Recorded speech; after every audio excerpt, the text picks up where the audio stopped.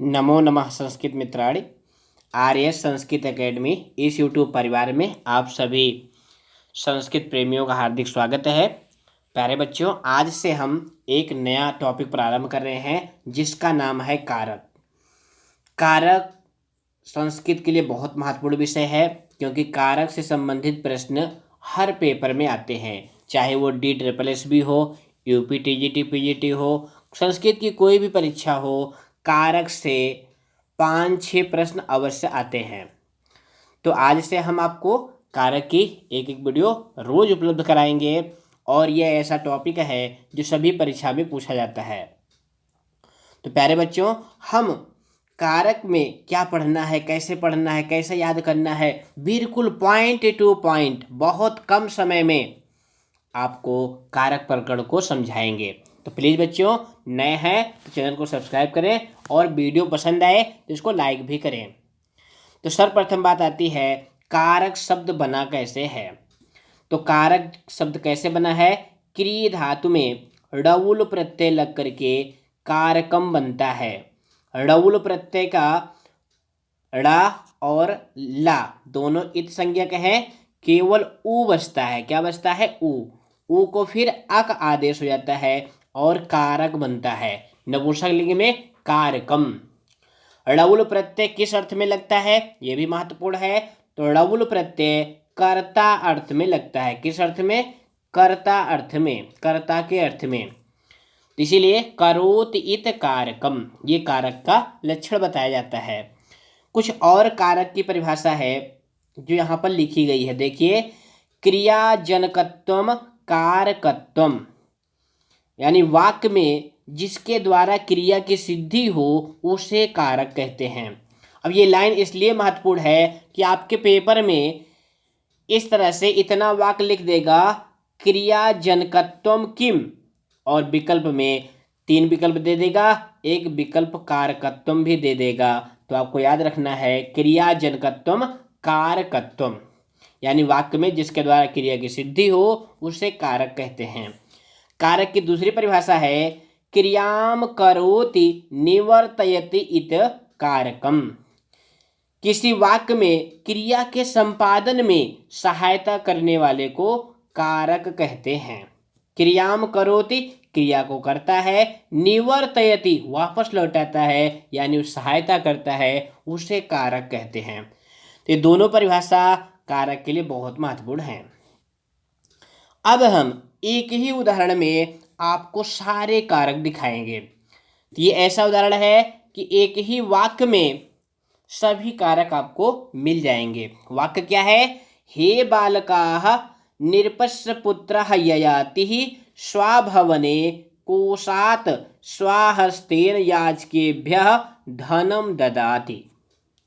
इसका अर्थ क्या है?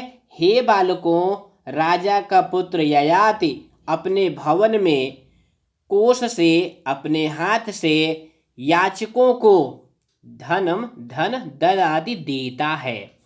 अब इस वाक्य में क्रिया क्या है? ददाति। ददाति मतलब देता है। तो पहला प्रश्न आता है, कह ददाति, कौन देता है, और उत्तर के रूप में आता है ययाति ही ददाति। तो ययाति क्या हो गया? कर्ता कारक हो गया और इसमें प्रथमा विभक्ति है।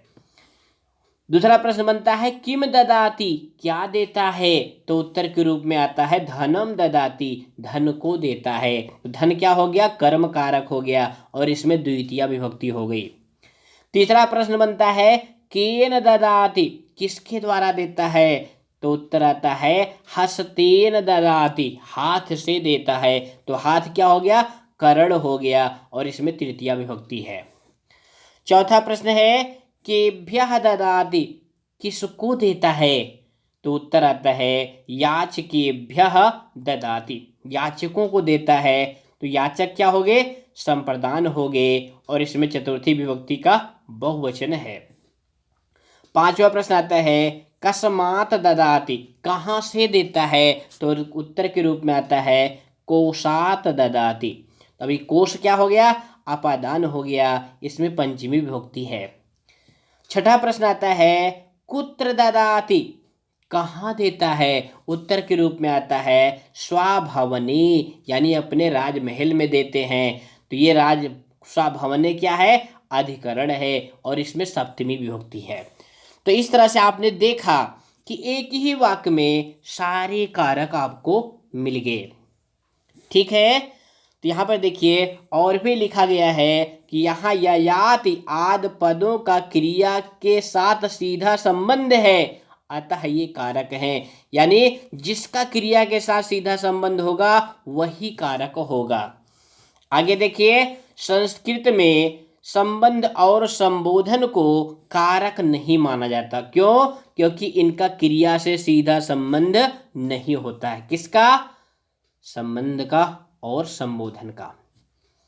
यहाँ पे देखो जो ये वाक्य है, हे बालकाः नृपस्य पुत्रः ययाति स्वभवने कोशात् स्वहस्तेन याचकेभ्यः धनम ददाति, जो ये वाक्य है इसमें जो ये संबोधन पद है हे बालकाः और जो संबंध का पद है निरपस्य, इन दोनों पदों का क्रिया ददात के साथ कोई संबंध नहीं है। यद्यपि निरपस्य का ययाति के साथ संबंध है, लेकिन ददात के साथ निरपस्य का कोई संबंध नहीं है। इसी तरह से हे बालकाः का भी ददात के साथ कोई संबंध नहीं है। इसीलिए संस्कृत भाषा में संबंध को और संबोधन को कारक नहीं माना जाता।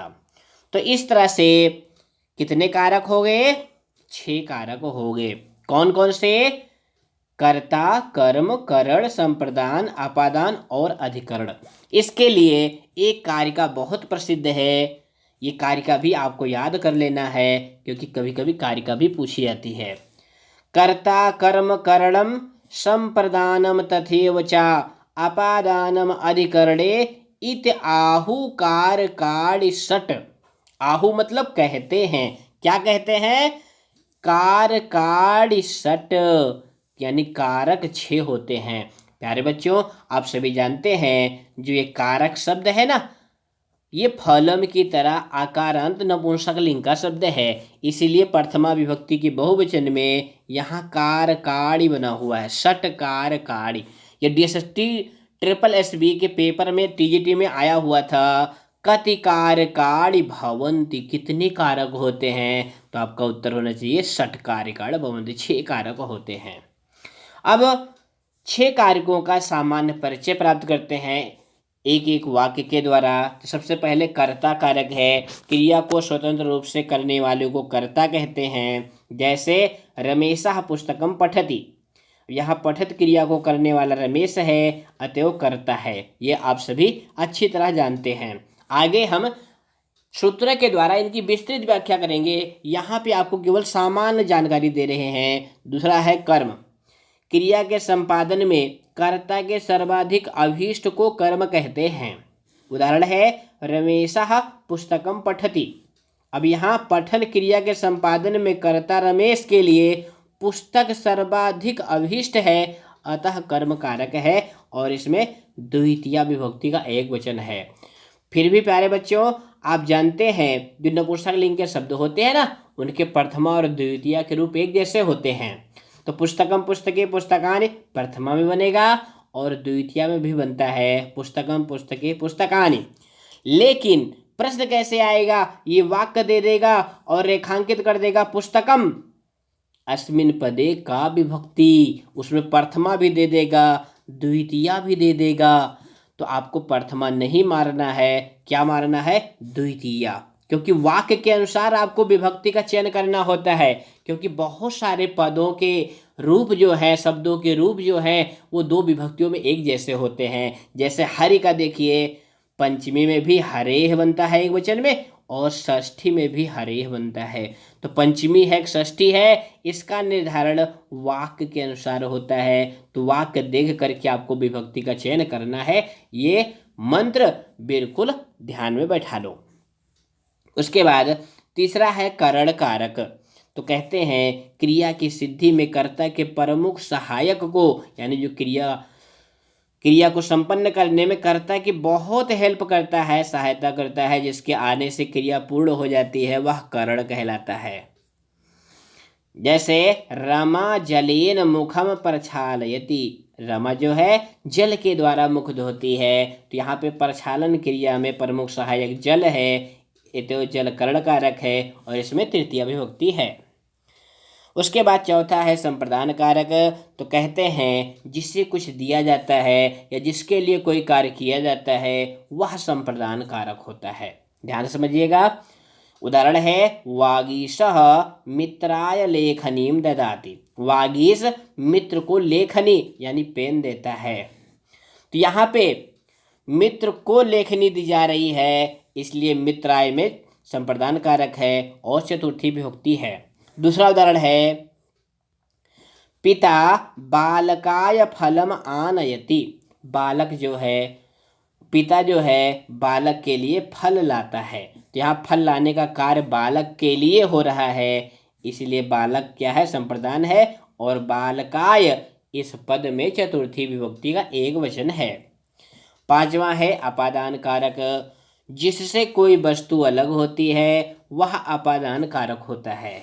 जैसे वृक्षात पत्राणि पतन्ति, अब यहाँ वृक्ष से पत्ते अलग हो रहे हैं, इसलिए वृक्ष क्या है अपादान कारक है। छठा कारक है अधिकरण कारक। तो इसकी क्या परिभाषा है, क्रिया का आधार अधिकरण कहलाता है, क्रिया का जो आधार है बेस है वह अधिकरण कहलाता है। जैसे मुनि ही आसने तिष्ठति, मुनि आसन पर बैठते हैं, यहाँ तिष्ठति क्रिया का आधार यानी बेस क्या है आसन है, इसलिए आसने में सप्तमी विभक्ति है और यह अधिकरण कारक है। समझ गए, बहुत अच्छे। इसके बाद प्यारे बच्चों संबंध और संबोधन आता है। तो जहां एक व्यक्ति अथवा वस्तु का दूसरे व्यक्ति अथवा वस्तु से संबंध प्रकट हो वहां पे षष्ठी विभक्ति का प्रयोग किया जाता है, यानी संबंध में शेषे षष्ठी सूत्र से उसमें षष्ठी विभक्ति का विधान होता है।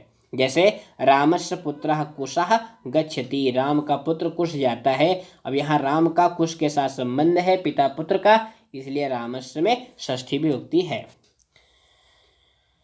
उसके बाद संबोधन क्या होता है, तो कहते हैं जिसे पुकारा जाए या संबोधित किया जाए वह संबोधन होता है। संबोधन का मेन पर्पज क्या होता है, मुख्य उद्देश्य क्या होता है, वह होता है अभिमुखीकरणम, किसी को अपनी तरफ मुखातिब करना। और इसमें कौन सी विभक्ति होती है, प्रथमा विभक्ति होती है, ये आगे भी सूत्र की व्याख्या में पढ़ेंगे। जैसे यहाँ पे हे बालक कोलाहलम मा कुर, हे बालक कोलाहल मत करो, तो हे बालक में संबोधन का एक वचन है। ये तो हो गई कारक की बात। अब आते हैं विभक्ति पे। विभक्ति किसे कहते हैं, तो विभक्ति का लक्षण दिया गया है संख्या कारक बोध इत्री विभक्ति। ध्यान से सुनिएगा बच्चों, नहीं तो कोई पूछेगा आपसे भैया विभक्ति क्या है, तो आप कहेंगे पता नहीं क्या है।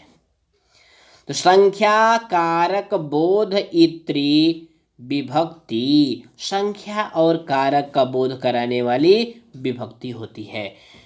शब्दों में लगने वाली विभक्तियां कितनी होती हैं, 7 होती हैं। कौन कौन सी, प्रथमा द्वितीया तृतीया चतुर्थी पंचमी षष्ठी सप्तमी। इनके तीनों वचनों में अलग अलग प्रत्यय लगते हैं, जो 21 प्रत्यय होते हैं। इन 21 प्रत्यय को शुप कहते हैं। क्या कहते हैं, शुप। और शुभ प्रत्ययों के लग जाने से शब्द जो है प्रयोग के योग्य बनते हैं और वे सुबंत कहलाते हैं, और सुबंत और तिगंत ही पद कहलाते हैं। ये आप सभी जानते हैं शुभ तिगंतम पदम सूत्र से। अब बात आती है विभक्ति कितनी होती है, तो ये विभक्तियां जो हैं 2 प्रकार की मानी जाती हैं, यानी विभक्तियां 2 तरह से प्रयोग में आती हैं। कितनी तरह से, 2 तरह से, कारक विभक्ति के रूप में और उपपद विभक्ति के रूप में। तो कारक विभक्ति क्या है, उपपद विभक्ति क्या है, तो यहाँ पर देखिए लिखा गया है क्रिया के आधार पर यानी संज्ञा आदि शब्दों में लगने वाली विभक्ति को कारक विभक्ति कहते हैं, यानी जो किसी कारक के योग में प्रयुक्त होती है। और किसी पद विशेष की समीपता के कारण यानी किसी पद के आधार पर लगने वाली विभक्ति को उपपद विभक्ति कहते हैं। अब बात आती है कि अगर किसी वाक्य में दोनों विभक्ति का प्रयोग हो तो बलवान कौन होगा, कारक विभक्ति बलवान होगी कि उपपद विभक्ति बलवान होगी, ये भी बच्चों के मन में संशय रहता है। तो इसके लिए भी कहा गया है उपपद विभक्ति कारक विभक्ति बलीयसी। ध्यान से लाइन सुनिएगा बच्चों, क्योंकि इसमें बच्चों को बहुत संदेह रहता है। तो क्या है लाइन, उपपद विभक्ति कारक विभक्ति बलीयसी। उपपद विभक्ति से कारक विभक्ति जो है बलवान होती है। कौन बलवान होती है, कारक विभक्ति। निर्बल कौन होता है, उपपद विभक्ति। यहाँ जहाँ दोनों का विधान होगा वहाँ कारक विभक्ति लगेगी, उपपद विभक्ति नहीं लगेगी। इसके उदाहरण में कहा जाता है नमः। नमः के योग में आप जानते हैं ना चतुर्थी विभक्ति होती है, लेकिन अगर इसी नमः पद के साथ में क्रिया धातु का रूप लगा करके नमस्करोत क्रियापद बना दिया जाए तो यहाँ पे कारक विभक्ति होगी। जैसे यहाँ देखिए लिखा गया है बालकः मातरम नमस्करोति। बालक जो है माता को प्रणाम करता है। तो यहाँ मातरम में कारक विभक्ति के कारण द्वितीय विभक्ति है, नहीं तो नमः के योग में चतुर्थी विभक्ति होनी चाहिए थी। समझ गए, बहुत बढ़िया। अब आते हैं सीधा मध्य सिद्धांत कौमुदी पर प्रथमा विभक्ति पढ़ते हैं। तो प्रथमा विभक्ति का सबसे प्रसिद्ध सूत्र है प्रातिपदिकार्थ लिंग परिमाण वचन मात्रे प्रथमा। प्रथमा विभक्ति का एकमात्र सूत्र यही है जो प्रथमा विभक्ति का विधान करता है। तो इसलिए सूत्र को बिल्कुल याद कर लीजिए, प्रातिपदिकार्थ लिंग परिमाण वचन मात्रे प्रथमा। ये सूत्र संख्या क्या है, 2, 3, 46, यानी दूसरे अध्याय के तीसरे पाद का 46वां सूत्र है ये, प्रातिपदिकार्थ लिंग परिमाण वचन मात्रे प्रथमा। अब प्रातिपदिकार्थ क्या है, उसके लिए कहा गया है नियतो उपस्थितकः प्रातिपदिकार्थः। ये संस्कृत वाली लाइन याद कर लीजिए, क्योंकि पेपर में संस्कृत टू संस्कृत ही तो पेपर होते हैं। तो इसको याद कर लीजिए, नियतो उपस्थितकः प्रातिपदिकार्थः। नियतो उपस्थितिका का क्या अर्थ है कि प्रातिपदिक के उच्चारण करने पर जिस अर्थ की नियत रूप से यानी निश्चित रूप से उपस्थिति होती है उसे प्रातिपदिकार्थ कहते हैं। यानी किसी पद का हमने उच्चारण किया तो जो अर्थ उसका निकला वही प्रातिपदिकार्थ है, यानी प्रातिपदिक का अर्थ है। और क्या कह रहे हैं, मात्र शब्दस्य प्रतीकम योगः। अब यहाँ जो सूत्र में मात्र आया हुआ है ना, अब इन सब में द्वंद्व समास है और सबके साथ, यानी प्रातिपदिकार्थ मात्रे प्रथमा, लिंग मात्रे प्रथमा, परिमाण मात्रे प्रथमा, वचन मात्रे प्रथमा। समझ गए, यही लाइन यहाँ पर भी लिखी गई है, प्रातिपदिकार्थ मात्रे लिंग मात्राधिक्ये परिमाण मात्रे संख्या मात्रे च प्रथमा स्यात्। यानी प्रातिपदिकार्थ में लिंग मात्रा अधिक में, परिमाण मात्र में, संख्या मात्र में कितने मात्र हो गए, 4 मात्र हो गए। इनके योग में प्रथमा विभक्ति होती है। तो सबसे पहला जो उदाहरण दिया गया है वह प्रातिपदिकार्थ मात्रे प्रथमा, प्रातिपदिकार्थ मात्रे प्रथमा। और इसके उदाहरण के रूप में क्या दिया गया है, उच्चैः नीचैः कृष्णः श्रीः ज्ञानम। कितने उदाहरण हैं, 1, 2, 3, 4, 5 उदाहरण हैं। ये पांचों उदाहरण बहुत महत्वपूर्ण हैं। इसमें चिंतनीय बिंदु क्या है, विचारणीय बात क्या है, वो समझने वाली है। वो यहाँ पे देखिए लिखा गया है, अलिंगाः नियत लिंगाश्च प्रातिपदिकार्थ मात्र इत अस्यो उदाहरणम। यानी जो अलिंग शब्द है और जो नियत लिंग है वही प्रातिपदिकार्थ मात्र के उदाहरण हैं। ध्यान से समझिएगा इस लाइन को, क्योंकि यही तो गूढ़ बात है बच्चों, जो पढ़ने के बाद भी बच्चों को समझ में नहीं आती है। समझ में आती है तो उनको पकड़ में नहीं आती है।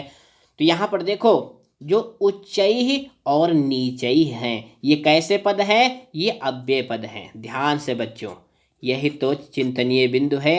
ये अव्यय पद हैं। कैसे पद हैं? अव्यय पद हैं। और अव्यय जानते हैं ना, ये कैसे होते हैं? अलिंग होते हैं। क्या होते हैं? अलिंग, यानी अव्यय का कोई लिंग नहीं होता है। यानी जो अलिंग शब्द हैं, यानी जो अव्यय पद हैं, आपसे कोई पूछे कि अव्यय में कौन सी विभक्ति होती है, तो आप उनको बता देना, भैया अव्यय में प्रथमा विभक्ति होती है। किस सूत्र से? प्रातिपदिकार्थ लिंग परिमाण वचन मात्रे प्रथमा। और अगर विकल्प में तीनों दिया गया है, प्रातिपदिकार्थ मात्रे प्रथमा, लिंग मात्रे प्रथमा, वचन मात्रे प्रथमा, तो वहां पे आपको मानना पड़ेगा प्रातिपदिकार्थ मात्रे प्रथमा। ऐसा प्रश्न यूपी टीजीटी पीजीटी में पूछा गया है, यूपी में पूछा गया है, इसलिए इसको बिल्कुल ध्यान से देखिएगा। तो उच्चई नीचई कैसे शब्द है? अलिंगा, अलिंग शब्द हैं। उसके बाद कृष्णः श्री ज्ञानम, ये कैसे शब्द है? ये नियत लिंग शब्द हैं। नियत मतलब निश्चित, और लिंग मतलब लिंग, यानी जिसका लिंग निश्चित है। जैसे कृष्ण शब्द है तो ये निश्चित है कि यह पुल्लिंग का है। श्री शब्द है, श्री शब्द का लिंग निश्चित है कि ये स्त्रीलिंग का है। ज्ञानम, ज्ञानम का लिंग निश्चित है कि यह नपुंसक लिंग का है। तो जो अलिंग शब्द है, नियत लिंग शब्द हैं, उसी में प्रातिपदिकार्थ मात्रे, यानी प्रातिपदिकार्थ मात्र में प्रथमा विभक्ति होती है। समझ गए? बहुत अच्छे। अब यहाँ पर कुछ और भी उदाहरण दे सकता है, तो उसमें आपको मानना पड़ेगा कि इसमें प्रातिपदिकार्थ में प्रथमा विभक्ति है। चलिए इसके आगे देखिए क्या लिखा गया है। अनियत लिंगास तु लिंग मात्राधिकस्, क्या कर रहे हैं? जो अनियत लिंग शब्द हैं, ध्यान से देखिएगा इस शब्द को, क्या कह रहे हैं? अनियत लिंग, यानी जिसका लिंग निश्चित नहीं है, ऐसे शब्द लिंग मात्र अधिक के उदाहरण हैं। अब पेपर में क्या आएगा? तटा तटी तटम, ये दे देगा और पूछेगा ये किसका उदाहरण है? प्रातिपदिकार्थ मात्रे प्रथमा का है, या लिंग मात्र आधिक्य प्रथमा का है, या परिमाण मात्रे प्रथमा का है। तो प्यारे बच्चों, तटा तटी तटम, अब ये कैसा शब्द है? ये अनियत लिंग है, यानी इसका लिंग निश्चित नहीं है। ये तीनों लिंगों में बनता है, इसलिए इसमें लिंग मात्रे प्रथमा, लिंग यानी पदार्थ पदिकार्थ के साथ साथ लिंग का अधिक ज्ञान कराया जा रहा है, इसलिए तटा तटी तटम में प्रथमा विभक्ति है। इसके बाद परिमाण मात्रे प्रथमा, परिमाण में प्रथमा होती है। इसका उदाहरण है द्रोणो व्रीहि। क्या उदाहरण है? द्रोणो व्रीहि। अब यहाँ द्रोणो में द्रोणो से आपको कंफ्यूजन नहीं होना है, क्योंकि इसका मूल पद है प्यारे बच्चों द्रोणः, विसर्ग है। विसर्ग को फिर हसिचा सूत्र से विसर्ग को ऊ आदेश होता है, फिर आ और मिलकर के ओ हो जाता है, और द्रोणो बना हुआ है। तो द्रोणो व्रीहि इसका अर्थ होता है द्रोण रूप यत परिमाणम तत्परिच्छिन्नो व्रीहि इत अर्थः, यानी जो द्रोण रूप परिमाण है उसके द्वारा नापा गया व्रीहि, व्रीहि मतलब धान होता है। अब इन दोनों में यानी द्रोण और व्रीहि में संबंध कौन सा है, ये पूछा जाता है। तो कौन सा संबंध है? परिच्छेद परिच्छेदक भाव संबंध है। कौन सा संबंध है? परिच्छेद परिच्छेदक भाव संबंध है। अब यहाँ पर बच्चों एक प्रश्न हमने देखा था, यूपी में पूछा गया था, टीजीटी में क्या पूछा गया था? व्रीहि, व्रीहि में किस कारण से प्रथमा है? तो व्रीहि में प्रातिपदिकार्थ मात्रे प्रथमा है, द्रोण में परिमाण मात्रे प्रथमा है, लेकिन व्रीहि में प्रातिपदिकार्थ मात्रे प्रथमा है। ये ध्यान देने वाली बात है। एक बार पुनः सुन लें। परिमाण मात्रे प्रथमा का उदाहरण है द्रोणो हो, और व्रीहि में प्रातिपदिकार्थ मात्रे प्रथमा इस उसका उदाहरण है। यानी इसमें प्रातिपदिक का अर्थ बताने के लिए व्रीहि में जो है प्रथमा विभक्ति आई हुई है, द्रोण में परिमाण बताने के लिए प्रथमा है। समझ गए, बहुत अच्छे। उसके बाद है वचन मात्रे प्रथमा। अब वचन क्या है, तो कहते हैं वचनम संख्या। वचन संख्या को कहते हैं। संख्यावाचक शब्दों से संख्या अर्थ में ही प्रथमा विभक्ति आती है। उदाहरण के रूप में एकः द्वौ बहवः, इहो उक्तार्थत्वात् विभक्तेर अप्राप्तो वचनम। तो कहते हैं वचन मात्रे प्रथमा यानी संख्या का बोध कराने के लिए भी प्रथमा विभक्ति होती है। इसका उदाहरण है एकौ दो बहवः। समझ गए, बहुत अच्छे। इसके बाद संबोधने चा, ये भी प्रथमा विभक्ति का विधि सूत्र है, प्रथमा विभक्ति का विधान करने वाला है। कौन सा सूत्र है, संबोधने चा। चा, चा मतलब और, संबोधने मतलब संबोधन में, यानी संबोधन में प्रथमा विभक्ति होती है।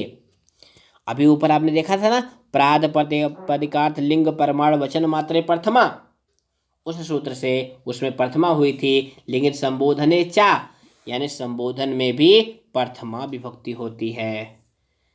समझ गए ना। ये तो आप जिस किसी भी शब्द का रूप याद करते हैं ना, जो संबोधन वाला रूप होता है वो भी प्रथमा विभक्ति के द्वारा ही निर्मित होता है। और यहाँ पर देखिए एक सूत्र लिखा गया है एक वचनम संबुद्धि ही, यानी संबोधन का जो एक वचन होता है उसकी संबुद्धि संज्ञा होती है। तो कभी कभी संबुद्ध संज्ञा भी पूछ ली जाती है, इसलिए हमने आपकी ज्ञान की वृद्धि के लिए यहाँ पे सूत्र को लिख रखा है एक वचनम संबुद्धि। और यहाँ पे देखिए इह प्रथमा स्यात्, यहाँ पे प्रथमा विभक्ति होती है। अब यहाँ किस शब्द का संबोधन के एक वचन में क्या क्या बनेगा, आप किसी भी शब्द का रूप देखे होंगे तो उसमें एक वचन में ही परिवर्तन होता है। किसमें होता है, एक वचन में। द्विवचन और बहुवचन के रूप तो प्रथमा विभक्ति वाले ही बनते हैं। जैसे अगर राम शब्द है तो राम का क्या बनता है, हे राम। रमा का संबोधन में क्या बनता है, हे रमे। हरि का क्या बनता है, हे हरे। मति का क्या बनता है, हे मते। ध्यान दीजिएगा क्योंकि संबोधन के रूप कई बार पूछे गए हैं प्यारे बच्चों, तो ध्यान से अच्छे से इसको पढ़िए। मति का क्या बनता है, हे मते। भानु का क्या बनता है, हे भानु। और धेनु का क्या बनता है, ध्यान से देखिए, हे धेनु। पितृ का क्या बनता है, हे पितः। मातृ का क्या बनता है, हे मातः। तो यहाँ पर देखो बच्चों, हमने आपकी सहायता के लिए संबोधन वाले रूप को भी लिख रखा है जिससे आपको याद हो जाए। तो बच्चों ये वीडियो आपको कैसी लगी हमें अवश्य कमेंट करें, और नए हैं तो चैनल को लाइक भी करें, साथ ही साथ सब्सक्राइब भी करें, परिवार को बढ़ाएं। तो फिर मिलेंगे। नमः संस्कृताय, जयतु संस्कृतम, जयतु भारतम, जय हिंद।